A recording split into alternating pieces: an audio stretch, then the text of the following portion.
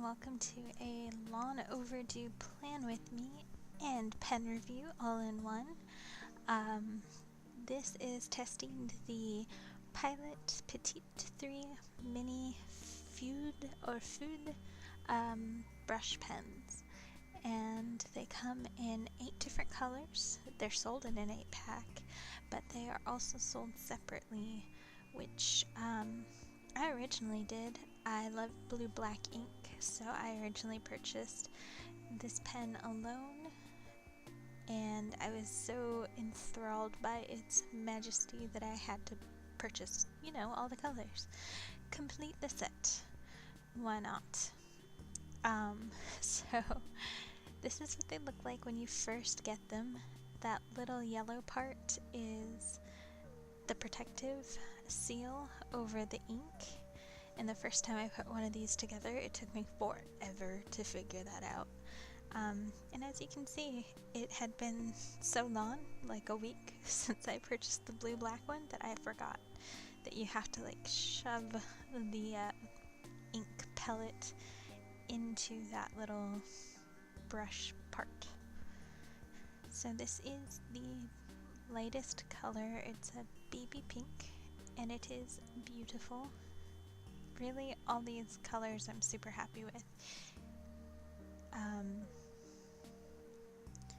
Now, I'm not quite sure how to store these, so if you have any recommendations, definitely feel free to leave it down below or message me on Instagram or something. But right now I'm using a tiny teacup, and I'm holding them upright so that the ink goes back down to the barrel. So initially when you set these up, you do need to wait 20 seconds or so for the ink to flow down through the barrel, but I think that's common for most cartridge style pens like that, like say a fountain pen or other similar brush styles. These are the first brush pens I've tried though, so who am I to say? But I've been told my whole life I have really awesome handwriting, and I do. I'm proud to toot that horn. I do love my handwriting, but while I have good handwriting, I don't have good lettering. So when I see these people on Instagram or even just on YouTube writing in their bullet journals or in their planners, I get extremely jelly because I want to do that. I want my good handwriting to translate into good lettering. And it was once a goal of mine to learn calligraphy, but who's got time for that? Yeah. So I figure I'll try the faux calligraphy that looks really awesome. And I think these will be the perfect tool to kind of practice with. They are a little chubby and short, which I find pretty perfect for my hand. I do prefer to write with them with the cap at the bottom, stacked, so that it extends the length just a little bit. I think if you were just writing solely with that half pen body, it might be a little inconvenient, but I prefer this over, say, a super long paintbrush that I could easily just make work as well with some watercolor, but I think I prefer this. And after you install that ink that first time, every time it just immediately writes. Even if I've been storing it right side up for about a week, if I go back to use it, it immediately starts fluidly writing. So far I'm pretty much in love with these. I've been using them consistently in my Hobonichi Techo cousin, which I'm using as a journal this year. And they write really well. And as you can see, there's some ink bleeding within the barrel of the black, but that hasn't intensified or grown beyond the barrel, so it hasn't turned into a mess. All these colors are beautiful and very vivid. The black is not a super true inky gel black. it is more so a muted black. Not gray, but definitely not a black you would be used to if you were used to gel ink. But if you're used to just ballpoint, it's a black you'll like. And I am writing this on a piece of Tome River paper, which is the paper that they put in the Hobonichi planners. I purchased this in the A5 size in cream, thinking I was going to use this in order to utilize my A5 planner to its utmost potential. However, that hasn't materialized. I've honestly abandoned my A5 planner, but the paper's still great. It's just sitting, staring at me, reminding me of my failures. But it doesn't bleed, huzzah! Anyways, so onto the plan with me. I'm using this really cute K-Town Valentine's Day kit. He said it was limited edition, but I don't know. I follow that guy on Instagram. He'll say it's like final stock or last stock, but then he'll bring it back, so I'm even sure if you hit him up and ask if you could still purchase this. I don't know. Etsy sellers tend to be nice, so I'm sure they'd be more than willing. Plus, who doesn't want to propagate the Star Wars love? Certainly no one I know. But so I got this kit for Valentine's Day because I was sold on the Maz and Chewie sticker. It's just adorable.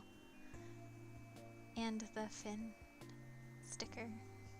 Finn being featured both with Rey and with Poe, so I'm an equal opportunity Finn lover, let's say. And at first with this, I was so excited because this is the first time I've really used a kit with these Inkwellpress pages, and I was like, yeah, look at these full boxes. They are fitting in those weird colored sections. I'm so enthused because I never use my full boxes. But we'll see where that it's gonna take a turn. I also, in my mind, I was going to use this for my homework assignments, and I wanted to take it off Tuesday specifically because I knew there was some full boxes with cuter ephemera. And yeah, as you can see, we have an issue. We'll revisit that, but onto the cute full boxes. So yeah, I chose the one that says, I love you, I know. Because, come on, Valentine's Day, why not? But I love this kit so much. It's muted in the right areas, but still geeky and nerdy. And very trendy, as it does feature that rose gold that all planner gals seem to love. And guys, I'm sure. I mean, the shop is run by a guy. So originally I had selected two petite pens to use, and I think the red was just too stark. So I'm just kind of practicing on some copy paper that I have cut to the A5 size, because like I said, I was going to go all in with this A5 planner style. And eventually, you just have to stop practicing and get to it. So I'm fairly happy with how that turned out. Less so with the to-do. My T's are weird. I need to practice those. And off camera, I seem to be finagling with that full box. So yeah, it's like a 1/4 inch past, or a 1/4 inch thinner than the full box areas on the other page, which is annoying to me. I mean, it's not visibly different. in its virginal Inkwellpress style. Like, you can't really notice that difference, but once you start trying to utilize a kit within the pages, that's when it becomes apparent. But I think I might have masked it for now. I think I'm okay with it. Like I said, I'm usually not a stickler for some symmetry or anything like that in my planning, but that was just kind of a shock. Only because these full boxes have specific patterns, so I couldn't like cut them. But that's enough about that, I suppose. And I'm just getting down to the actual planning part. If you follow me on Instagram, then you will have seen this spread, I suppose, the week of Valentine's. And you would have seen that first page, because really that's all I filled out. This was an extremely busy week for me.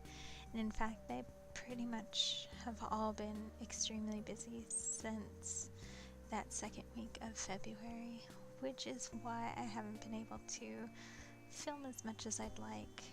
I'm also going through a planner crisis of sorts because I haven't found one that works when the going gets tough and I actually need a planner to help me stay on track. I find myself making more lists than consulting my planners, which is a sign to me that it's not working. So as lovely as I have set up this A5 yellow Kikki that I'm sure if you follow me on Instagram, you also have already seen. It's beautiful, but it's just not something that works for me at the moment, especially because this quarter I have to haul so much stuff in my backpack. There's no room for an accessory planner, even a personal size, because I think the week following this I went back to my personal Filofax and still couldn't make it work. So right now it is 2nd of March and I have begun using, or I have begun, let's say, English, smart, I've begun to use my the Staples ARC system for my school organization, so like notes and handouts and that sort of thing that I'm like punching and sticking into these binders.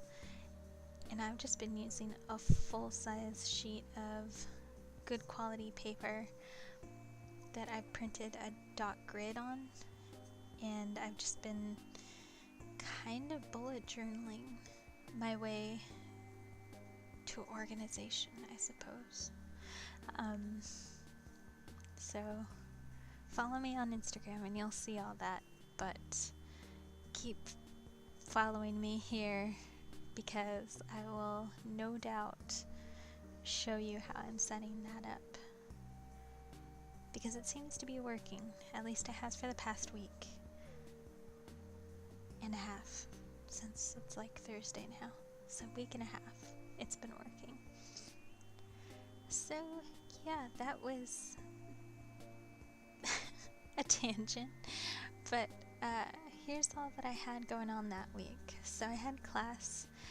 I actually only had a couple of classes this week. My last class was like completely canceled for 2 weeks because my professor went to some sort of development seminar thing. I don't know, it was all very prestigious, but it also meant that I had no excuses as to getting my observations done because I'm going to school to be a teacher.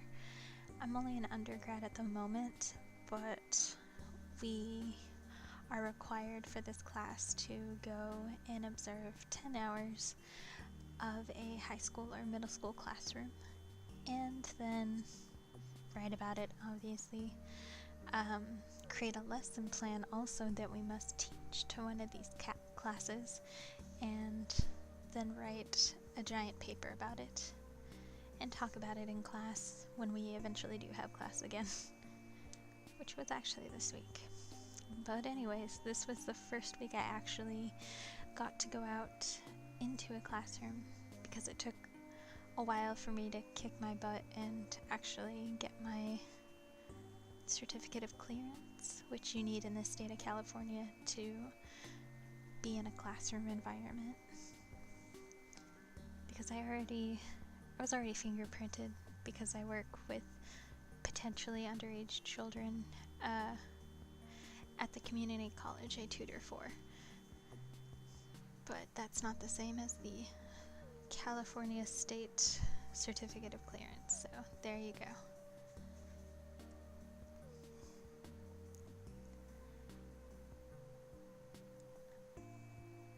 So, yay! I'm using a Steadler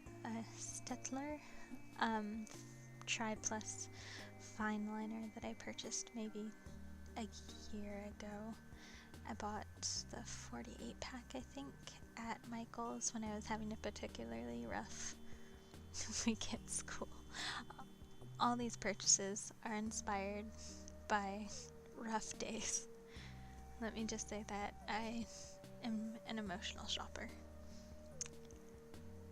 Anyways, so here is the spread again. Let's refocus, let's regroup. Yes, and I was trying to utilize that little space for stuff to focus on for next week, but like I said, past Thursday I didn't even take a second glance at this thing. I'm putting some deco on with this cute little Han Solo and Princess Leia. Wednesday we had scheduled a date night. Scheduled sounds so romantic, right? But we had planned on doing our Valentine's Day thing that Wednesday after I got out of school, and after I did the observations, because he had the day off. And then Tuesday, which I had to work at night, and I thought he went to work too. Apparently he didn't. He went searching for my Valentine's Day present, which was supposed to be twofold. It was supposed to be the Jean Davenport Neutrals watercolor set that Michaels has. He couldn't find it at 6 stores, and I don't doubt that. But he also bought me he successfully found the Harry Potter Blu-ray set that comes in this crate that Best Buy sells. He had to find that at a location that was far away from us too, but he found it, and he surprised me when I came home from work all haggard and tired and not cute, with dinner and these amazing gifts, and I just have the best husband ever. So yeah, that is my bragging and my use of planner junk. I hope to get back here soon, but just thank you so much for watching. I really appreciate it. And follow me on Instagram, because that gets updated.